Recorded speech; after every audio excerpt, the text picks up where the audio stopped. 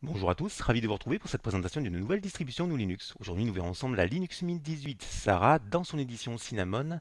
Cette vidéo fait suite en fait à la présentation que j'avais fait de la version matée de Linux Mint 18. À l'époque, j'avais fait un petit tuto, c'était il y a environ 3 semaines.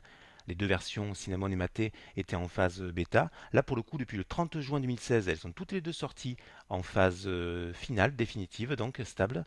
Et du coup, c'est l'occasion pour moi de vous présenter cette version Cinnamon qui est dans sa version 3, hein, c'est l'environnement de bureau dédié à Linux Mint qui est arrivé dans sa version 3, stabilisé.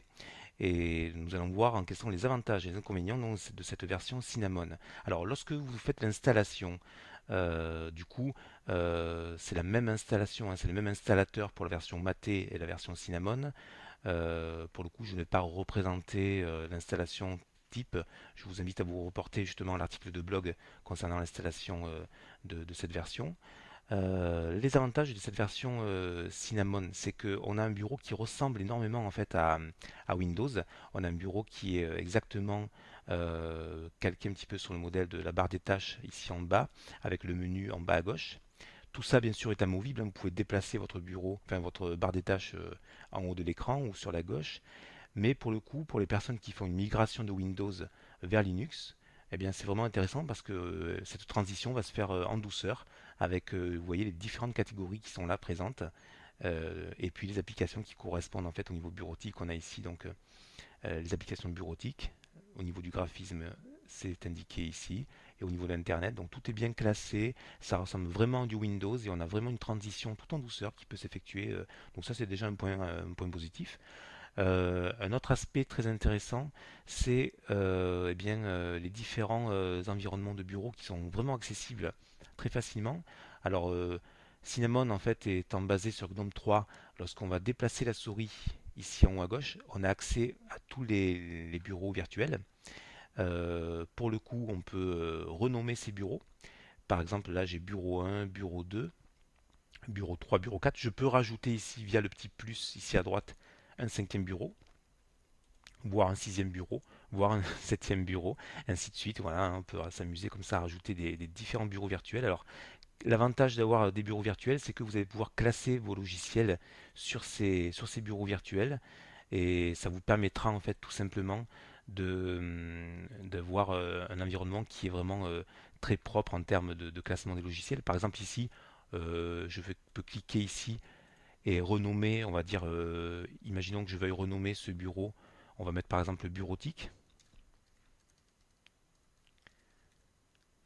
Voilà. Ensuite ici, je vais renommer ce bureau-là et je vais mettre par exemple jeu, admettons.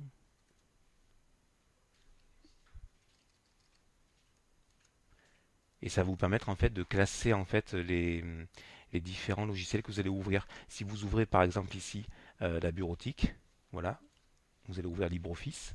Alors je crois qu'il est dans sa version 5.1 me semble-t-il, le grand classique de ce printemps-été 2016, version stabilisée, c'est la version 5.1. Au passage, on peut voir qu'il est francisé et puis la correction orthographique en fait est déjà activée pour le coup. Donc ça c'est plutôt pas mal. Ça permet d'avoir tout de suite un outil opérationnel qui permet de travailler, mais alors dès le premier redémarrage. Voilà, donc là on a ici la possibilité de corriger vos mémoires, vos rapports, votre courrier. Et donc pour le coup, on est ici sur l'environnement bureautique. Voilà. Je peux ici rajouter par exemple, on va dire le tableur. Donc vous savez que sous Linux c'est LibreOffice Calc. Voilà. Donc je peux passer du tableur au traitement de texte. Et tout ceci en fait dans mon environnement en fait de bureau bureautique. Au niveau des jeux, eh bien, je peux ici ouvrir par exemple un jeu. Alors je ne sais même pas si j'ai mis jeu, mais en fait je crois que je vais le renommer. Je vais mettre vidéo plutôt parce que je n'ai pas encore installé de jeu là-dessus. Donc voilà, si je clique en fait, je démarre mes logiciels de son et de vidéo. Alors par exemple Cheese, hein, qui est l'outil pour la webcam. Hop, voilà. Et du coup, là, je vais renommer mon environnement. Je vais mettre vidéo. Donc vous avez bien compris, hein, vous pouvez comme ça renommer tous vos bureaux et ça permet d'avoir vraiment vos logiciels classés. C'est comme vraiment très commode, donc un point très positif à ce niveau-là. On a vraiment accès à tous les logiciels et puis ils sont vraiment bien ordonnés. Au niveau des fonds d'écran, alors j'avais déjà présenté les différents fonds d'écran dans la version Maté au niveau du blog, sur l'article que j'avais fait sur Maté, donc il n'y a pas vraiment de gros changements. Au niveau des logos, donc on a voilà, des logos qui sont assez épurés, hein, on n'a plus de logo en fait avec le numéro de version, puisque vous savez que sur Linux Mint, en fait, jusqu'à présent, on avait la Linux Mint 18, enfin 17 justement, avec le logo. Et là, pour le coup, depuis la version 17.3, ben, on n'a pas de logo Linux Mint 18. On a ce logo-là qui est très épuré. Et puis avec les différents fonds d'écran de Sarah ici qui sont là. Alors peut-être se mettre un fond d'écran un peu plus adapté à la situation. Alors est-ce qu'ils ont prévu une plage avec de sable fin ou sinon, on va prendre allez, quelque chose d'assez rafraîchissant comme cette cascade par exemple. Sinon, oh ben oui, d'accord. Bon, on va prendre allez, celui-ci, Beach, qui me semble assez intéressant, avec un bokeh en fait sur les feuilles.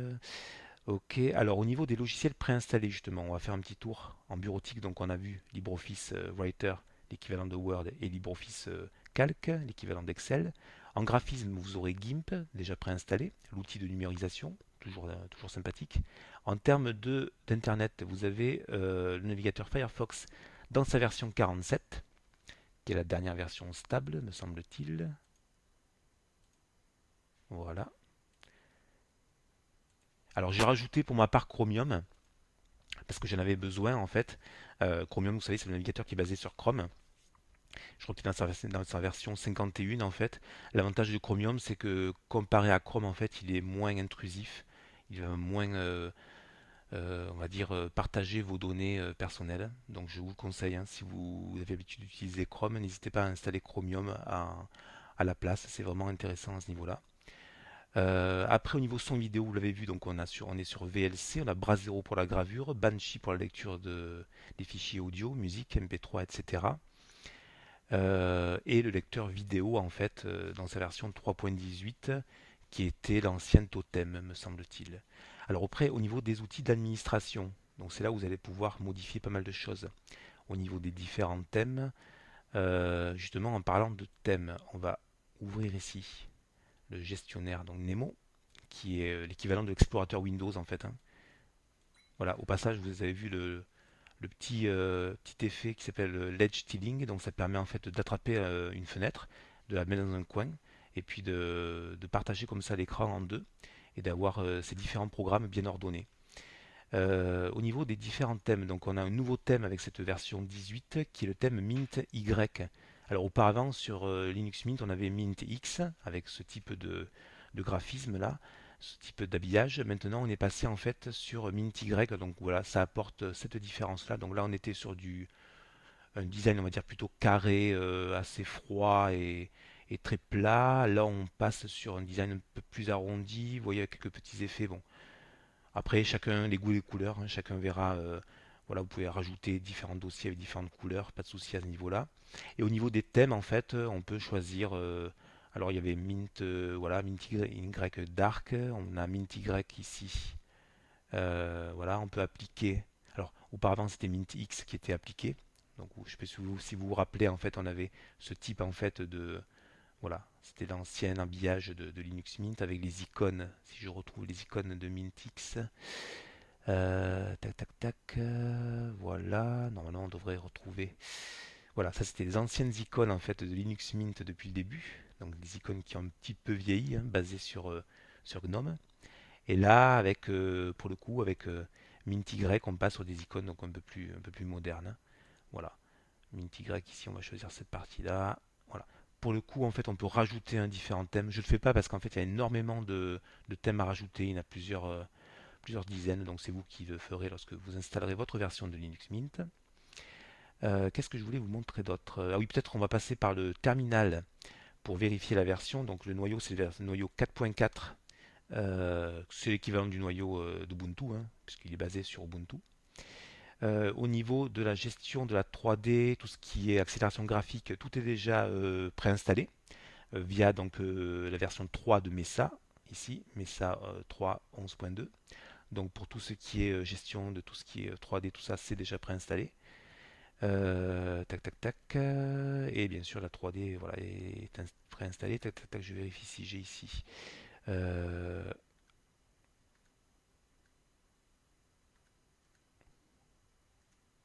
voilà.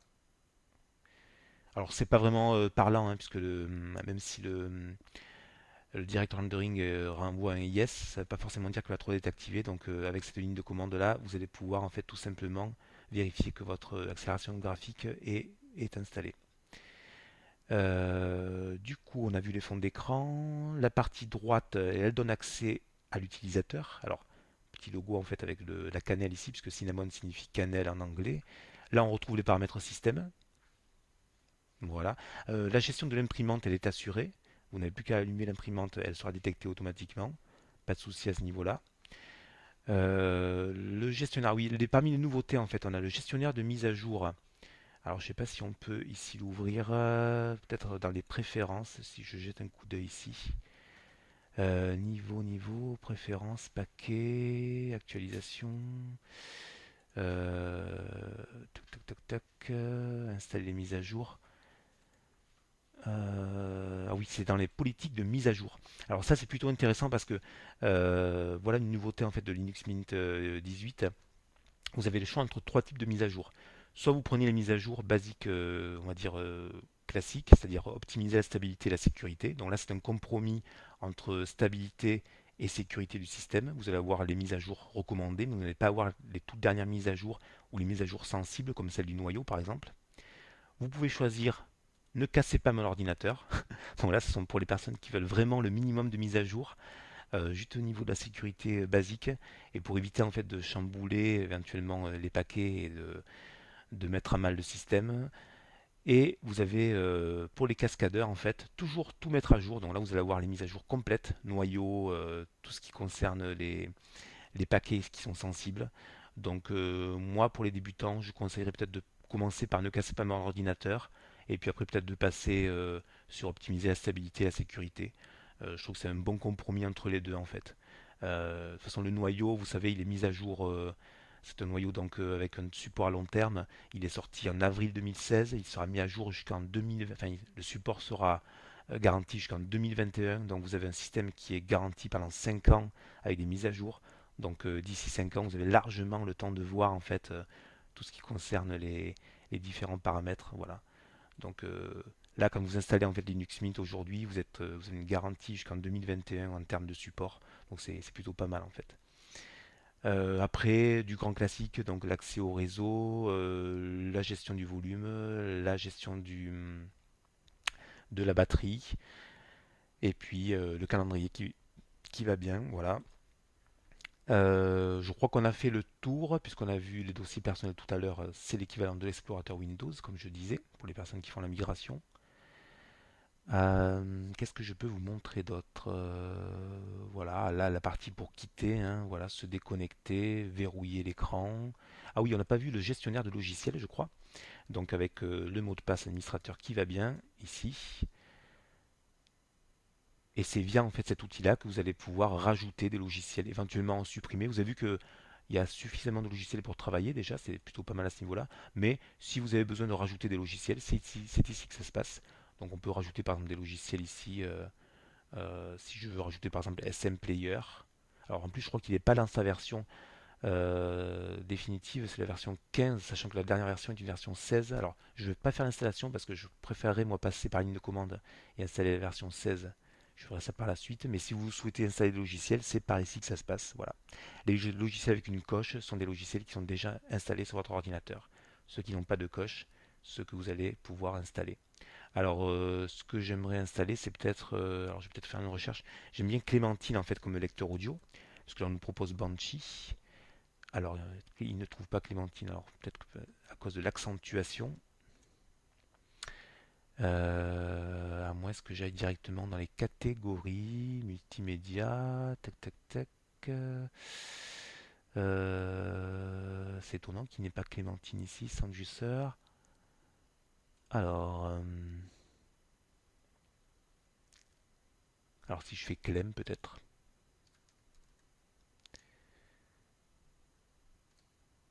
Ah ben voilà, il est là. Donc, alors on va faire l'installation de Clémentine ensemble. Voilà, donc vous voyez qu'il n'est pas installé. On me propose quelques captures d'écran pour voir si le logiciel me convient. On me dit ce qu'il est capable de faire. J'ai quelques avis ici en bas. Voilà, donc j'ai plus qu'à cliquer sur installation. Et hop, vous avez ici l'installation qui se fait. Donc vous savez qu'en fait le gestionnaire de logiciel, en fait, il est calqué sur euh, c'est exactement la même chose que Google Play ou que l'Apple Store, hein. Pour information, en fait, l'Apple Store et Google Play ont récupéré justement le gestionnaire de logiciels de Linux pour pouvoir créer leur propre magasin, justement pour éviter d'avoir des problèmes de bugs ou de paquets en fait avec des virus ou autres malware. Et sous Linux, en fait, ce type de magasin avec le logiciel existe depuis maintenant très très longtemps. Euh, je voulais éventuellement vous montrer aussi le logiciel, enfin le gestionnaire de paquets synaptique, qui est l'équivalent justement du gestionnaire de logiciel. Alors, lorsque vous êtes un peu plus aguerri en termes d'installation de logiciels, eh bien, vous pouvez passer directement par le gestionnaire de paquets synaptique, qui est un peu plus puissant que le gestionnaire de logiciel. Et on va juste vérifier dans son vidéo que Clémentine se soit bien installée. Apparemment, c'est le cas. Voilà, on va fermer le gestionnaire de logiciel et on a ici Clémentine qui est déjà installée. Voilà, je crois que c'est la version 1.2.3 me semble-t-il. Voilà. Donc très intéressant avec la possibilité de gérer tous vos fichiers audio. Enfin, vous verrez ça lorsque vous installerez Clémentine si vous le faites. Si je veux installer par exemple une calculatrice, alors elles sont déjà installées, donc on va me dire quelles sont les différentes calculatrices qui sont installées. On peut faire une petite recherche ici.